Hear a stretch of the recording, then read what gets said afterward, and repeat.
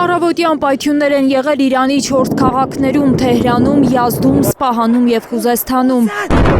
Միացյալ Նահանգների կենտրոնական հրամանատարությունը վստահեցնում է, որ էպիկական ցասում գործողության վերջին 24 ժամվա ընթացքում Իրանում ավելի քան 1000 թիրախ է խոցվել։ Թիրախներից մեկը Թեհրանի կենտրոնում գտնվող հիվանդանոցն է եղել։ Կիրակի հրթիռակոծության հետևանքով 160 մարդ է մահացել հիվանդանոցում։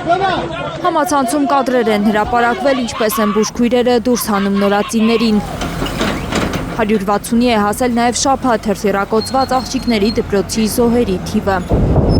Իսրայելի պաշտպանության բանակը կիրակի հայտարարել է Իրանի ռազմական օբյեկտների վրա զանգվածային հարձակման մասին, նշելով, որ առաջին անգամ թիրախավորում է հենց Թեհրանի կենտրոնում գտնվող օբյեկտները։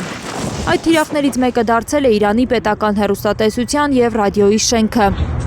Միացյալ Նահանգների նախագահը ռազմական օբյեկտները խոցելու մասին է խոսել միայն, հայտարարել, որ րոպեների ընթացքում ոչնչացրել են 9 նավ և նավաշինական օբյեկտ։ Թրամփն ասել է, իրենց նախատեսածով մոտ 4 շաբաթ պետք է տևի Իրանի դեմ պատերազմը, քանի որ մեծ երկիր է։ Առավոտից իրանական ուժերը հրթիռակոծում են իսրայելական Հայֆան։ Իսլամական հեղափոխության պահապանների կորպուսը հայտնել է, որ կիրակի 4 բալիստիկ հրթիռներով հարվածել է ԱՄՆ ռազմածովային ուժերի Աբրահամ Լինքոլն ավիակրին։ Պենտագոնը պնդել է, թե իրանական հրթիռները չեն խոցել ամերիկյան ավիակիրը։ Իրանը պնդում է, որ 560 ամերիկացի զինվոր է զոհվել իրենց դեմ սկսված հարձակման հետևանքով։ Պենտագոնը հաստատում է միայն 3-ի մահը։ Լիլիթ Սարգսյան, Արմեն Ապրեսյան, Հայլուր։